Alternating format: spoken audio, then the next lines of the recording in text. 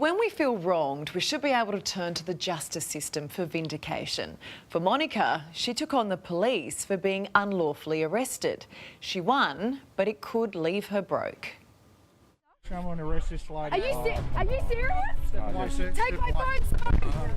I won a court case and now I'm going potentially bankrupt. Oh!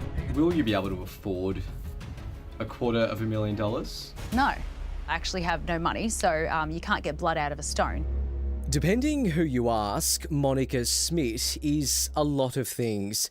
Hobby journalist, anti-lockdown activist, or as a judge put it, a self-styled freedom fighter and hero for her people who strained the boundaries of the truth to further her cause. I was my lawyer, my star witness, and I was defending my claims against a whole team of lawyers. I have a work permit! Are you serious? I've got a work permit! I'd never ever stood up to police in my life. I don't know what happened, but I guess something just took over me. October 2020, Melbourne's emerging from one of the world's strictest lockdowns. Masks are still mandatory, you can't gather in groups, and people can't travel further than 25 kilometres unless for work. I attended a rally called Stop the Sale of Victoria, run by my then boyfriend Morgan C. Jonas, and I was a reporter at the time. I had a large profile, I had a cameraman there with me and things like that, and I got arrested 3 times in one day. I'm a journalist! You can't do this! Within 3 hours, Monica's arrested. So we've been told that if we stay here we're going to get arrested, so here we go. Move.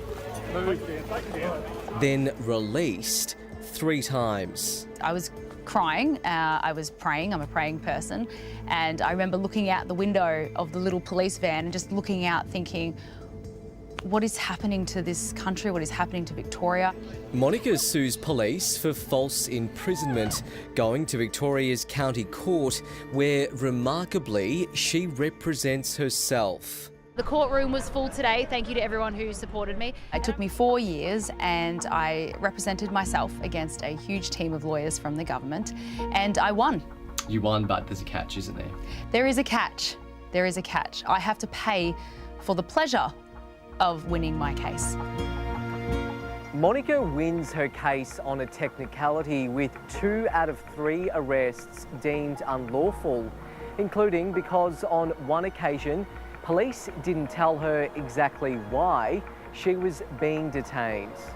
For that, Monica's awarded $4,000 compensation, but then ordered by the same judge to pay Victoria Police's legal fees, estimated at nearly $250,000. The fact that they've put this cost order against me makes people think, what? Hang on. Like, if she had lost, I would understand. You know, she won and now she has to pay for winning. Monica says it's all because she turned down a $15,000 deal she was offered by the state not to go to court. This trial for me was not about money, it was about public vindication, not just for myself but for others. And there was no offer of a public apology, there was no offer of even a private apology. The only way that I got what I was seeking was to go to trial, which I got. I got public vindication. You do accept, though, that you weren't just there that day as a journalist? I accept that I aligned with the principles of the event itself. I was still reporting on the event. Which one was it? Was it 52% reporting and 48% activism? Was it?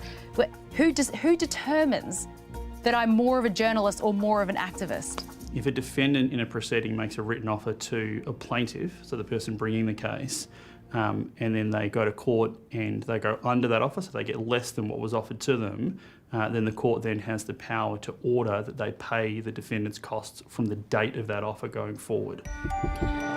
Jeremy King from Robinson Gill Lawyers.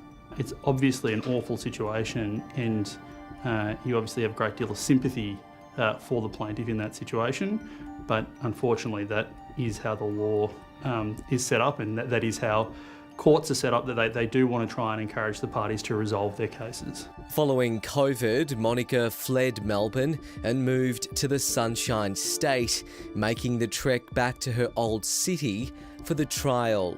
I find it interesting that they had to have such a big team against a self-represented litigant. If I had a team of 2 barristers and 2 solicitors, I would understand why the state would mirror that, for example. But I was literally sitting on my own. The 36-year-old fears it'll send her bankrupt. A lot of people have asked me to create a fundraiser to pay off the bill, but I refuse to ask for money from people for a lost cause that's going to go straight into the pockets of the perpetrator. We must point out Monica was previously convicted of running an unregistered fundraiser to pay for unrelated legal bills. I went to prison for 22 days in a high security prison in solitary confinement for 22 days simply because I refused to sign bail conditions that would have shut down my lucrative business at the time. That business being her anti-lockdown group, Reignite Democracy Australia. They dropped all the incitement charges, so basically I went to prison for nothing. Monica's considering suing police for that too, although she eventually was found guilty of a less serious charge of a COVID breach. I kind of feel like I'm being punished for saying no to a deal. I feel like I'm being punished for pursuing it all the way. Why am I being arrested? I would like to know. Well, I reckon there'll be plenty of opinions on this one. And while Victoria Police declined to comment, Monica is considering whether to appeal.